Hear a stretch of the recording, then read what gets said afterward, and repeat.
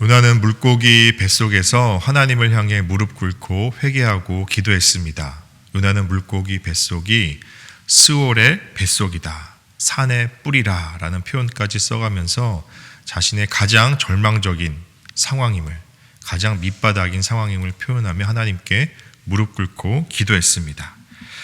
그 기도를 들으시고 하나님은 물고기에게 요나를 육지로 토하게 하십니다. 육지에 나온 요나에게 이제 하나님이 말씀하십니다. 오늘 1절과 2절에 보니까 여호와의 말씀이 두 번째로 요나에게 임하니라. 이르시되 일어나 저 큰 성읍 니느웨로 가서 내가 내게 명한 바를 그들에게 선포하라 하신지라 라고 말씀합니다. 이 1절과 2절에 나오는 말씀 중에 중요한 단어는 두 번째로라는 말씀입니다. 두 번째로 하나님이 요나에게 말씀하셨다라는 겁니다. 왜냐하면 하나님이 요나에게 다시 기회를 주신 말씀이기 때문입니다. 요나서 1장에 보면 하나님이 처음 요나에게 나타나셔 말씀하시죠. 너는 일어나 저 큰 성 니느웨로 가서 말씀을 전하라. 이 똑같은 말씀을 1장에서 하셨습니다. 그런데 요나가 그 하나님의 말씀에 불순종했죠. 여호와의 얼굴을 피해서 니느웨의 반대 방향인 다시스로 가는 배를 타고 도망했습니다. 그런데 그 도망가는 요나를 하나님이 하나님의 열심으로 막았습니다. 바람과 풍랑을 일으키셔서 큰 폭풍을 일으키셔서 요나를 물고기 뱃속까지 인도하시고 지금 다시 그 요나를 끄집어내서 다시 두 번째로 말씀하시는 장면입니다. 이처럼 하나님은 우리가 하나님 앞에 불순종하고 실패하고 도망가려 해도 하나님은 열심히 있으셔서 나를 다시 찾으시고 다시 건져내셔서 계속해서 말씀하시고 사명을 주십니다. 두 번째로, 세 번째로 계속해서 우리를 세우시고 인도하시고 다시 우리를 무릎 꿇게 하시고 기도하게 하시고 여러 우여곡절을 거쳐서라도 다시 똑같은 기회를 우리에게 주시는 분이 하나님입니다. 성경에는 이렇게 하나님의 기회를 받은 사람이 수두룩합니다. 믿음의 조상 아브라함에게도 하나님은 기회를 주셨습니다. 아브라함이 하나님 앞에 부르심을 받고 가나안 땅으로 가라라는 말씀에 순종해서 가나안 땅으로 갔습니다. 그러나 아브라함이 가나안 땅에 기근이 닥치자 그 가나안 땅을 떠납니다. 떠나서 이집트로 내려가죠. 그 이집트에서 아브라함이 많은 어려운 일을 당합니다. 하나님은 이집트에서 다시 아브라함을 건져서 가나안 땅으로 인도하십니다. 그리고 아브라함은 두 번 다시 가나안 땅을 떠나서 이집트로 내려가지 않습니다. 하나님은 다윗에게도 두 번째 기회를 주십니다. 밧세바를 범하는 죄를 범했던 다윗에게, 회개하는 다윗에게 다시 기회를 주십니다. 또 하나님은 베드로에게도 기회를 주셨습니다. 예수님을 3번 부인했던 베드로에게 다시 한번 찾아오셔서 네가 나를 사랑하느냐, 내 양을 먹이라, 내 양을 치라 말씀하시면서 다시 기회를 주시고 다시 사명을 주셨습니다. 우리 인생에도 우리 하나님은 내가 한번 실패했다고 해서 버려버리고 내쫓으시는 분이 아니십니다. 한번 실수했다고 하나님은 우리를 버리지 않으십니다. 한 번, 두 번, 세 번 잘못해도 다시 기회를 주시고 다시 데려오시고 다시 세우시고 또 다시 우리에게 사명을 주시는 분이 바로 하나님입니다. 중요한 것은 그러면 그렇게 하나님이 우리에게 다시 사명을 주실 때, 다시 기회를 주실 때 우리는 어떻게 해야 되느냐 하는 것입니다. 성경에 안타까운 사람이 나오는데 그 사람이 바로 이집트의 바로 왕입니다. 이스라엘 백성이 출애굽할 당시에 하나님은 이집트 바로 왕에게 10가지 재앙을 내리셨죠. 그 중에 10번째 마지막 재앙이 무엇입니까? 장자의 죽음입니다. 이 10가지 재앙 중에 클라이막스라고 할 수 있습니다. 좌우 문설주와 좌우 임방에 어린 양의 피를 바르지 않은 모든 첫 것들, 짐승이든 가축이든 사람이든 모든 첫 것들, 장자들은 모두 죽임을 당했습니다. 그런데 사실 이 10번째 재앙 이전에 9개의 재앙이 있었습니다. 사실 이 9개의 재앙이 아니라 사실은 9번의 기회였습니다. 하나님은 10번째 재앙 전에 바로에게 계속해서 9번의 재앙, 9번의 기회를 주시면서 바로가 돌아올 수 있도록, 회개할 수 있도록 기회를 주신 것입니다. 그런데 바로는 그 기회를 모두 날려버렸죠. 그 9번의 기회 가운데 한 번이라도 반응하고 하나님 앞에 회개하고 돌아왔더라면, 그 기회를 살렸더라면 달라졌을 겁니다. 그런데 바로는 그 기회를 살리지 못했습니다. 하나님이 오늘 요나에게도 다시 한번 기회를 주십니다. 풍랑과 폭풍과 물고기 뱃속에서 다시 한번 요나를 일으키셔서 다시 한번 끌어안히시고 말씀하십니다. 두 번째로 말씀하십니다. 그 요나가 하나님 앞에 어떻게 반응합니까? 3절 말씀 보니까 요나가 여호와의 말씀대로 일어나서 니느웨로 가니라. 니느웨는 사흘 동안 걸을 만큼 하나님 앞에 큰 성읍이더라. 요나는 여호와의 말씀대로 순종했습니다. 일어나 니느웨로 가라. 그 말씀 그대로 일어나서 니느웨로 갔습니다. 그리고 하나님의 말씀을 전했습니다. 그런데 이 순종은 100% 온전한 순종이었을까요? 어떤 순종이었을까요? 4절 말씀 보니까 요나가 그 성읍에 들어가서 하루 동안 다니며 외쳐 이르되 그랬습니다. 3절에는 요나 이 니느웨 성읍이 사흘 동안 걸을 만큼 큰 성이었는데 요나는 하루 동안 다니며 외쳐 복음을 전했습니다.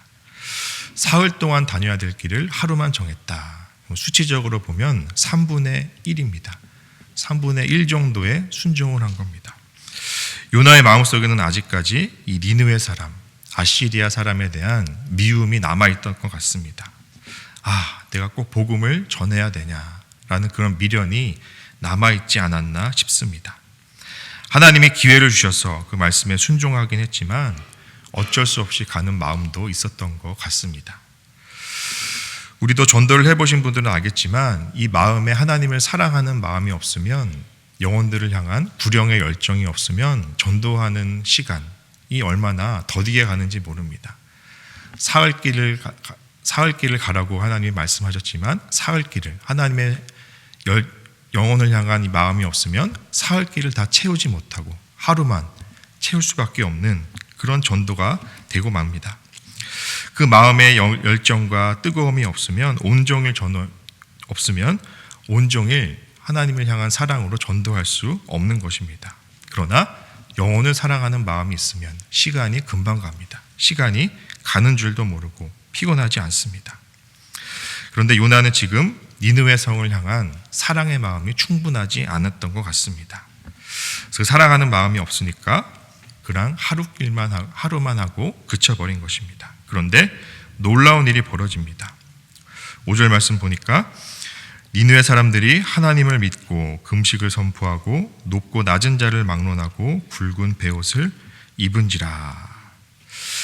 요나가 대충 하루 복음 전한 것만 듣고도 이 니느웨 사람들은 마음이 찔려 하나님을 믿고 회개하고 금식하기 시작합니다. 죄를 뒤집어 쓰고 굵은 베옷을 입었습니다. 또 그 소식을 왕이 들었습니다. 6절 보니까 그 일이 니느웨 왕에게 들림에 왕이 보좌에서 일어나 왕복을 벗고 붉은 베옷을 입고 죄위에 앉으니라. 왕도 회개하기 시작했습니다. 그리고 왕이 조서를 내리죠. 7절에 보니까 사람이나 짐승이나 소떼나 양떼나 아무것도 입에 대지 말지니. 모든 살아있는 것들의 금식을 선포하고 굵은 베옷을 입고, 심지어는 짐승까지 굵은 베옷을 입히고 회개하기 시작합니다. 백성들에게 명령합니다. 절대 악을 행하지 말라. 하나님이 우리를 용서해 주실 것이다.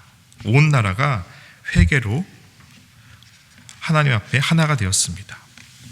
이것은 바로 하나님이 하신 일이죠. 요나가 한 일이 아닙니다. 하나님이 이 민족을 너무너무 사랑하셔서 니느웨 백성이 악하지만 이 백성들을 사랑하셔서 하나님이 이 백성들을 회개시킵니다. 하나님은 역사하시고 일하시는 겁니다. 우리가 4절 말씀을 한 번 더 보면 4절 중반부에 40일이 지나면 니느웨가 무너지리라 이렇게 외쳤습니다. 너희가 회개하지 아니하면 40일이 지나면 니느웨가 무너지리라. 이 40일이라는 기간을 하나님은 니느웨 사람들에게 주셨습니다. 이 40일 동안이 너희에게 마지막 주는 기회이니 그 40일 동안에 돌아와서 회개하라. 내가 너희를 구원해 주겠다. 이 하나님이 기다리는 시간이 40일이라는 시간 안에 들어 있습니다. 우리는 하나님을 무서운 분으로 그렇게 알고 있죠. 심판하신 분으로 알고 있습니다. 성경을 읽으면 하나님이 얼마나 무섭고 심판을 하시는지 그런 장면들이 많이 나옵니다. 하나님이 정말 무섭구나 그렇게 생각하죠. 그런데 그 성경을 더 깊이 읽어보면 그 심판 이전에 반드시 하나님이 기다리는 시간이 있습니다. 하나님은 바로 그냥 심판하시는 것이 아니라 이렇게 40일이라는 시간, 기다림의 시간, 하나님이 너희들이 돌아오기를 기다리고 있다. 이 사랑의 시간을 성경은 말씀하고 있습니다. 그래서 성경은 하나님의 심판을 전하는 무서운 책이기 이전에 하나님은 우리를 기다리시는 분이구나, 우리들에게 기회를 주시는 분이구나 라는 것을 깨달을 수 있습니다. 그 40일 동안의 기회를 주신 하나님 앞에 우리는 어떻게 해야 됩니까? 우리 9절 말씀을 함께 읽겠습니다. 9절입니다. 하나님이 뜻을 돌이키시고 그 진노를 그치사 우리가 멸망하지 않게 하시리라. 그렇지 않을 줄을 누가 알겠느냐 한지라. 아멘.